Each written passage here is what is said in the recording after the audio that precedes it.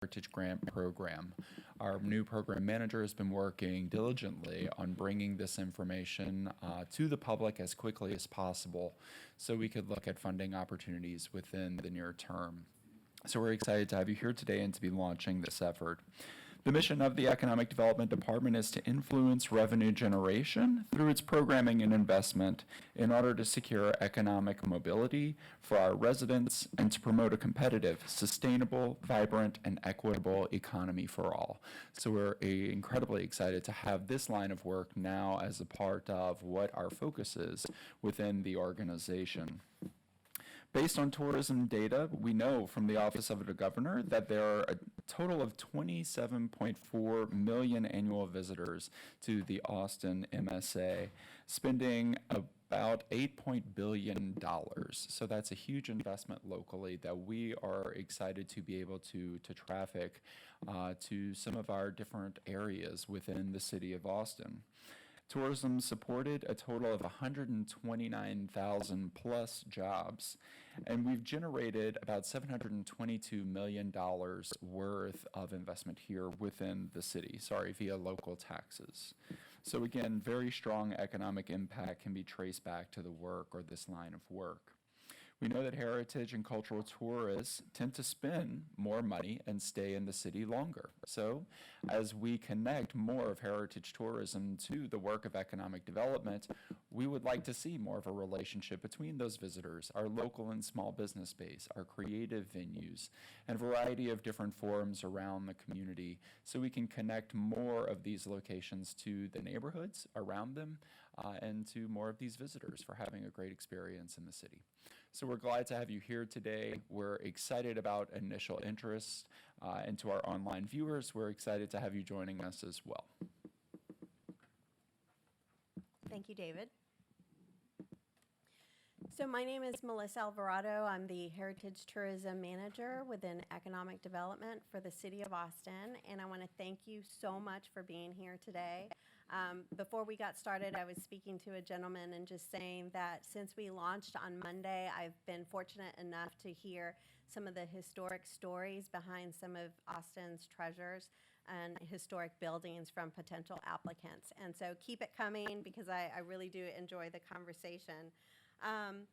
The Heritage Grant is guided by a state statute, Texas Tax Code Chapter 351.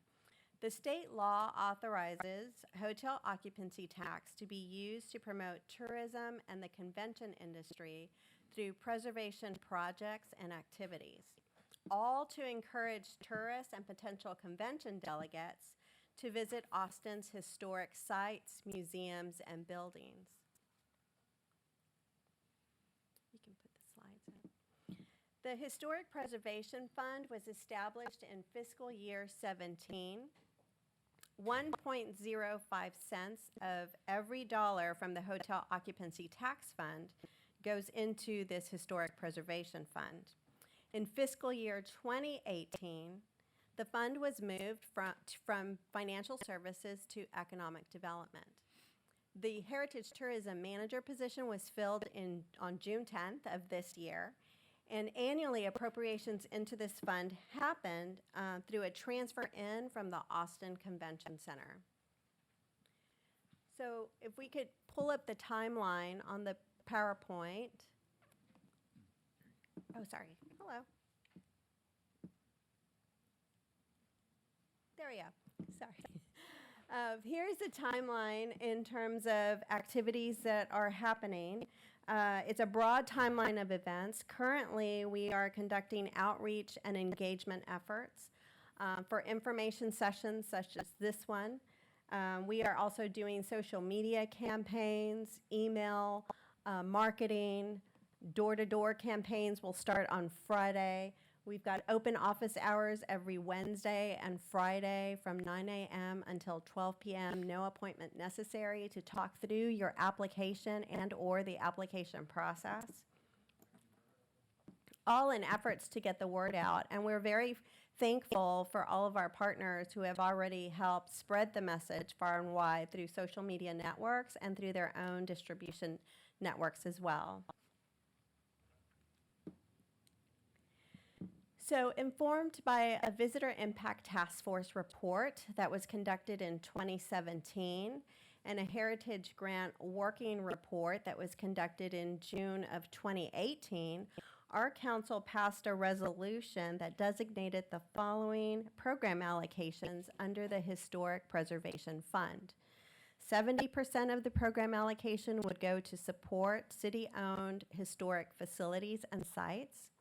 15% of the program allocation would go to fund potential future historic acquisitions, and 15% of the fund would be allocated to the Heritage Grant Program to fund eligible historic restoration and preservation activities and projects. The Heritage Grant Program serves to promote tourism through preservation of buildings or sites. The state law, again, requires the funding to be used to promote tourism and the convention and hotel industries. It also requires the grants to be awarded to projects that are either in the vicinity of the convention center or in a location within the city reasonably likely to be visited by tourists or convention delegates. So as of our launch on Monday, July 22nd, 2019, the Heritage Grant Program is implementing the following updates effective with the application process. The funding threshold on Heritage Grant awards increased from $59,000 to $250,000 on individual Heritage Grant awards. As recommended by the Visitor Impact Task Force, in an effort to expand eligible applicants, government, nonprofit, and now commercial entities are eligible to apply for a Heritage Grant. Per resolution, planning, educational, and marketing activities are now permitted as well. And I will say on a side note, these activities should be connected to a site. There could be a plan or a proposal that actually incorporates multiple sites, and so what we're asking is to, within the application, to cite your start and finish location as your site-specific connected to your project proposal. As an administrative enhancement, all applicants will be required to register as vendors with the City of Austin. And to mirror a process that was acknowledged by the Heritage Grant Working Group and is currently being utilized by our Cultural Arts Division, which manages over 600 annual online applications, the Heritage Tourism Division will also use a similar online application process for the Heritage Grant Program. And this is what it looks like. This is a little snapshot of the online application, and the intent is to capture data on the performance of the Heritage Grant Program and data on its applicants. And my intent is that this data will help inform how we better refine the application and or the application process. It will help us determine some targeted outreach efforts, and it will help us also to better understand what type of training do we need to incorporate into what we do related to the Heritage Grant for potential applicants. Some of the data that we will be able to capture is demographic information on applicants, council district information, business information as in type of business, size of business, number of years an entity has been in business. Historic designation information will be captured there, and any matching funds that an entity is also potentially able to acquire will be captured within that.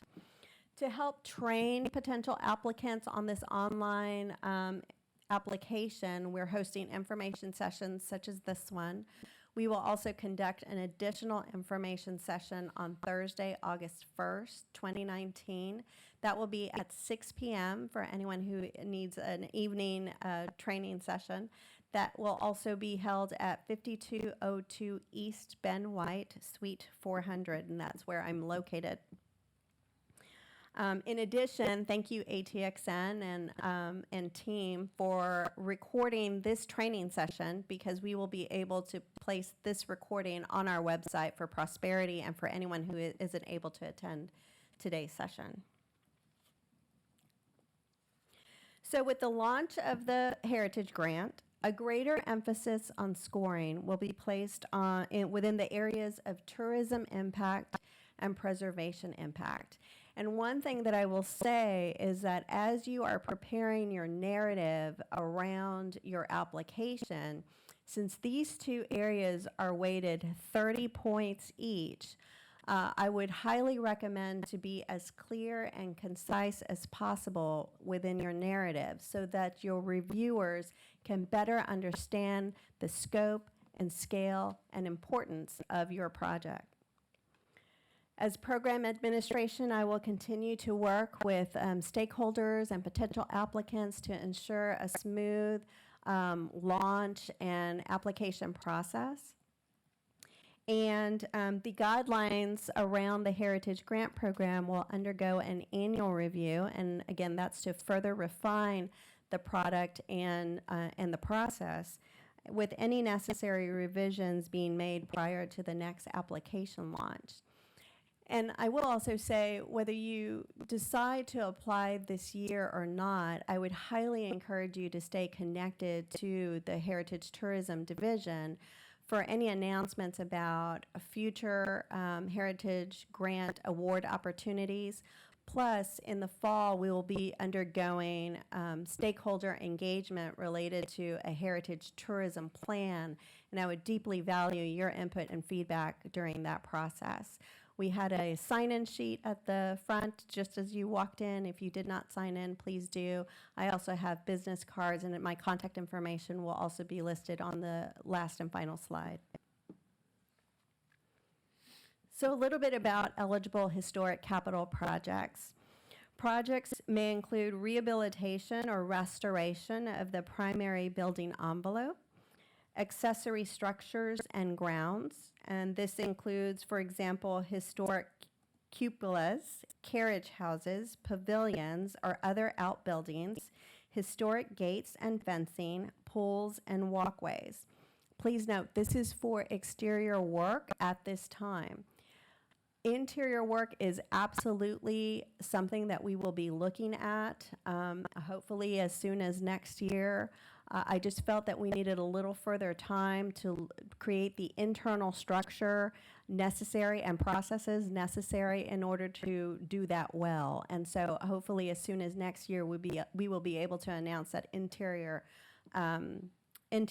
will be eligible as well.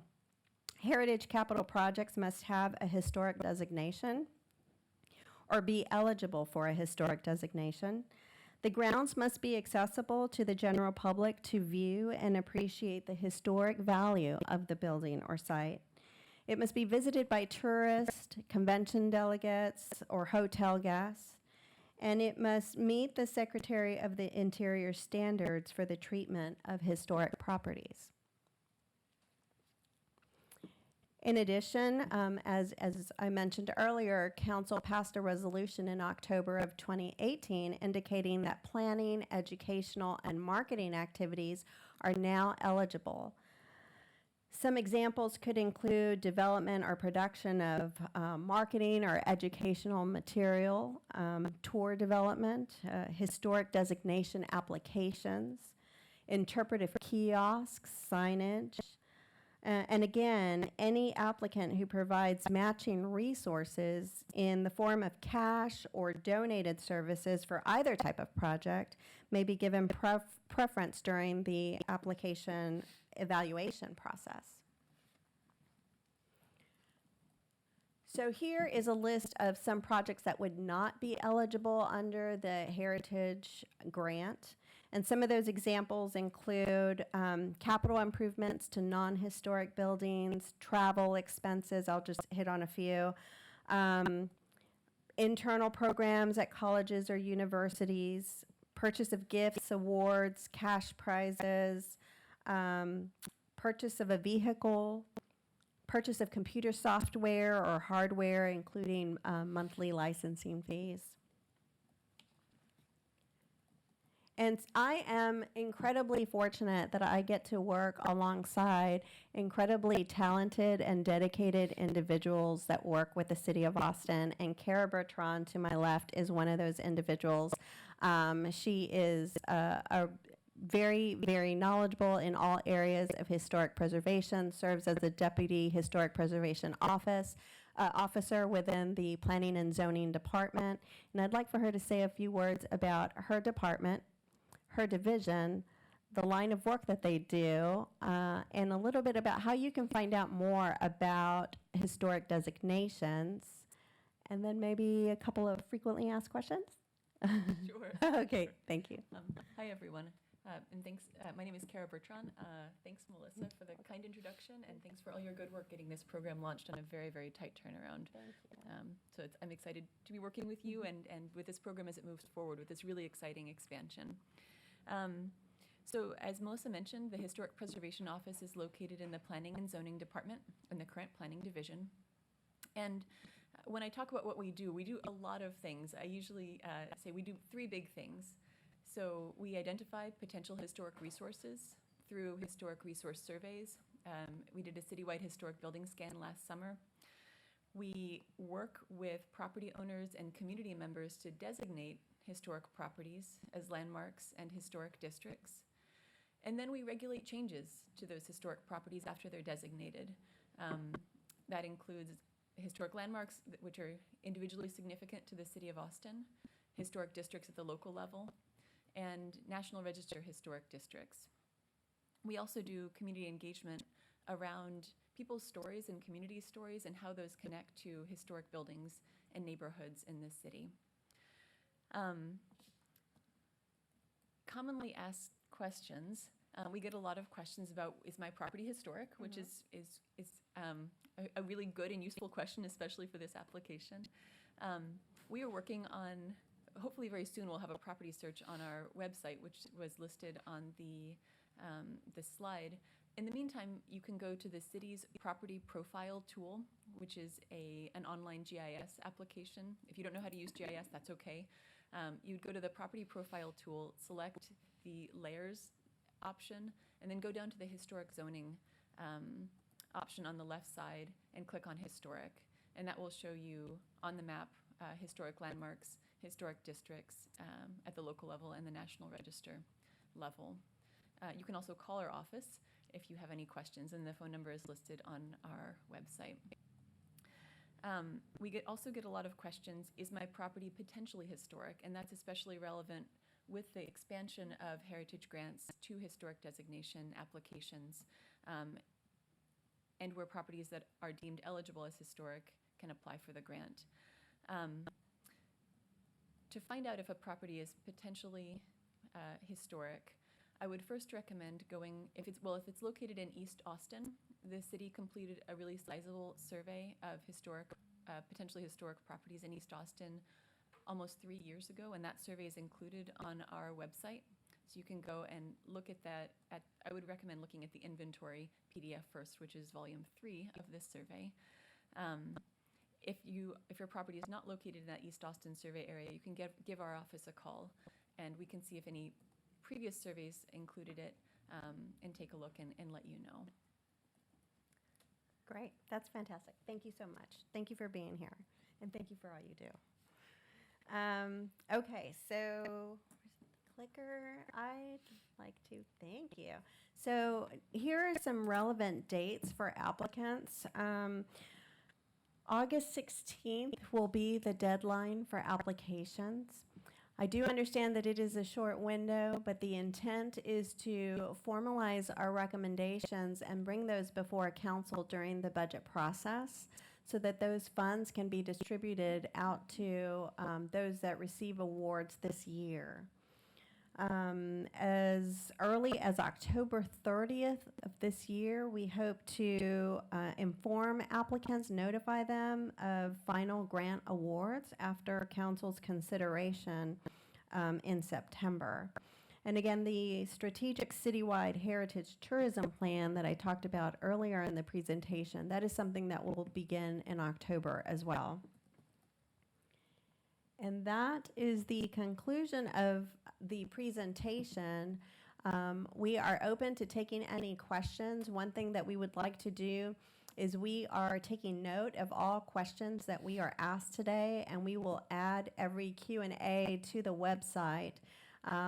My thinking is if one person has a question, more than likely 4 others have that exact same question. So we're just going to do a really good job to try and capture those questions and the appropriate answers and post those to the web. And so that will be an ongoing process that we will continue to update as we meet with more people. But if you have any questions, particularly if you have any technical questions, since Kara is with us right now, please come up to the mic and ask the questions. Otherwise, we are available following the presentation to discuss one-on-one. Again, open office hours are every Wednesday and Friday from 9 until noon. And in addition to the information session that is happening next Thursday, August 1st, 6 p.m. at 5202 East Ben White, Suite 400. Door-to-door canvassing is going to start tomorrow. And so if you are aware of organizations or businesses that we should be speaking to, I would also encourage those referrals as well. Are there any questions? Yeah. You can just go up to the microphone so that we can hear it, and the folks who may be tuning in on ATXN can hear your question as well. Thank you. My apologies, I don't know. There you go. Yeah. Okay, super. My question is, and I missed it. That's if you right. We can started chat in the after. Beginning was if there have been grants already given in the past, and if so, where can we see those organizations or projects that have already been granted funds? So this is the first year that this, it is not a new program, but it is going to be newly administered through the City of Austin. The program previously was administered through Visit Austin. My intent is to develop a data portal around past grants that were administered in the community. A data portal is, in essence, a city tool that we use that works a lot like a spreadsheet, but folks can look at the data in different ways depending on how they want to look at it. That is very much my intent to do something like that. I think it's a great level of transparency, and it is actually a very effective tool that is utilized through our very own global business expansion team and our Chapter 380 agreements. I think it's helpful for the community. It's helpful for reporters. So my intent is definitely to create a data portal. I have been working pretty diligently to meet this deadline to launch the Heritage Grant Program. That isn't quite there yet, but it is definitely on my to-do list. Thank you. But thank you, yeah. Any other questions? And if you wouldn't mind starting by introducing yourself and who you are with.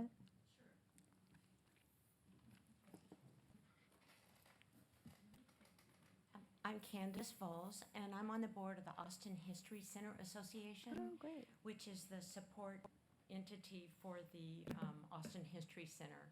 And with the bond last fall, we've already acquired access to the John Henry Falk. We'll be using that, and we'll have both buildings. So my question is about sort of the terminology in this application. I need to differentiate between the board of the Austin History Center Association and the Austin History Center. So for instance, some of the questions you ask about the NAICS code, NAICS, the government code for sort of what type of building it is or what type of entity. So I think that would relate to the building, not the association, right? But then there are questions about sort of the makeup, the demographics of the entity. And I'm wondering whether that's staff or it's the board of the Austin History Center Association. I would think it would be the organization that is applying on behalf of the location in terms of the makeup. there is criteria, and I can go back to the slide. There is a, within the, well, I don't know if we can get the slide, but within the scoring matrix, there are points for, let me just get back there, coordination with essential partners.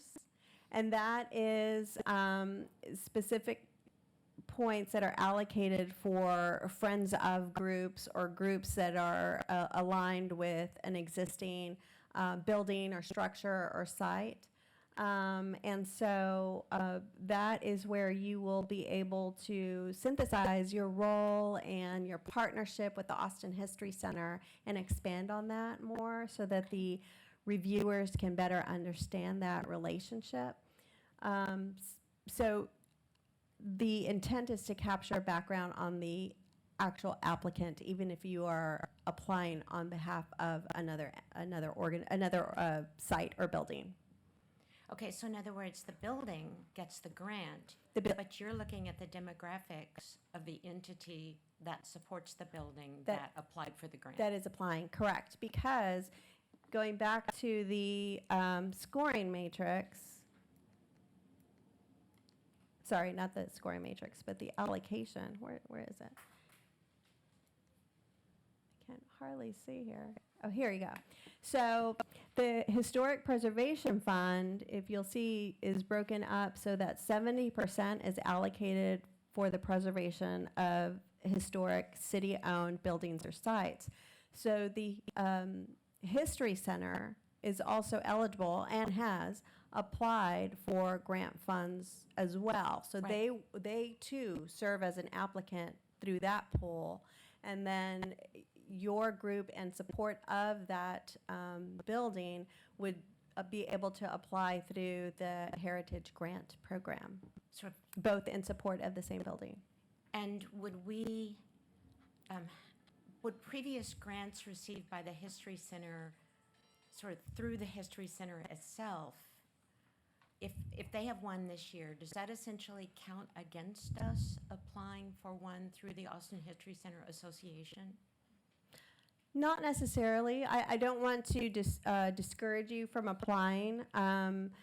The application review process will include an interdisciplinary team, an internal interdisciplinary team that includes knowledge and expertise in areas of economic development, historic preservation, law, finance, convention. So it's a pretty vast team, and I absolutely do want to encourage you to apply. Okay, all right. I think that answers it. Good. Thank you so you. much for being here. Yeah. Any other questions? Yeah. Hi, I'm Michelle Vossen with the Contemporary Austin. Hi. And we would be applying for our site at Laguna Gloria. And so I'm specifically wondering if you know approximately how many awards you would be giving out in fiscal year 2019. I understand that some people may not apply for the full $250,000, but are you able to disclose how much funding is available and if that funding will continue? So the funding will be appropriated during the budget process, which was my urgency in rolling the Heritage Grant out prior to that process. And that is when we will determine exactly how much we have in funding for the Heritage Grant Program. Last year, there was a total of $11.2 million that was allocated to the entire Historic Preservation Fund, and then it was broken up into the different percentages of 70, 15, 15 based on that allocation. So we will know more information September, October from our council in terms of how much we will have. I don't anticipate it going down. Because I think we all know that Austin is a great tourist destination. So that I don't have the answer for, but I don't anticipate it going down. And what was your other question? I'm sorry, remind me. Would the funding be expected to continue into the future? Is this going to be a short-term project that's only going to be 1 or 2 years, or is this? My anticipation is that it would be an annual opportunity for the community. That this would be an annual grant the city of Austin would offer to help preserve historic sites or buildings. Okay. Mm-hmm. And you mentioned that next year there could be the possibility of interior projects being considered. Are you able to speak to that any further at this point? It was a recommendation from the Visitor Impact Task Force, if I'm not mistaken, that interior work should be considered, that the applicant pool would be significantly larger if the grant were to assist in that manner. With us acquiring the grant, in fiscal year 18, and then my coming on board on June, we just simply didn't have enough time to do the internal vetting that we needed to do to ensure that we had a solid process, that we had legal analysis, that we understood the parameters of what's eligible and what's not eligible. There are a lot of ADA discussions that we would need to have. HVAC was definitely something that is strongly recommended.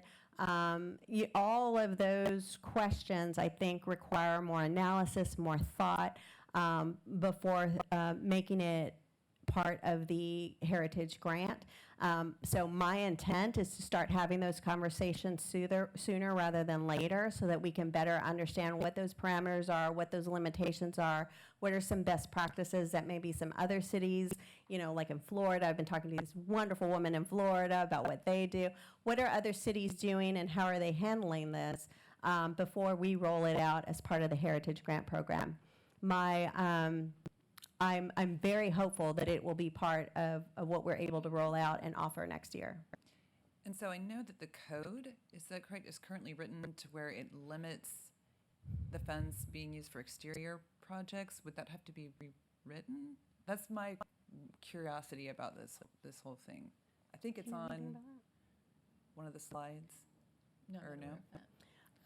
Is that- I think we'd is that not- probably have to talk following this so I can better understand that question. I may Okay. have to reach out to someone in the Development Assistance Center to assist with that question. But I'm happy to look into that for you. Okay. And maybe code is not the right word. Maybe it's statute or I think maybe you're something. referring to Chapter 351 of the Maybe Texas Tax Code? maybe that's it. Possibly. Okay. Yeah, I don't know. I'm just curious if y'all are going to be able to skirt any limitations that have already been previously written for allocation of these funds. Anyway, that's like a whole nother can of worms maybe that I haven't gotten to. Can you go back, actually, can you pull up the? Yeah, the there's a presentation slide and go about back it. to the tax code? There you go. Can you see it?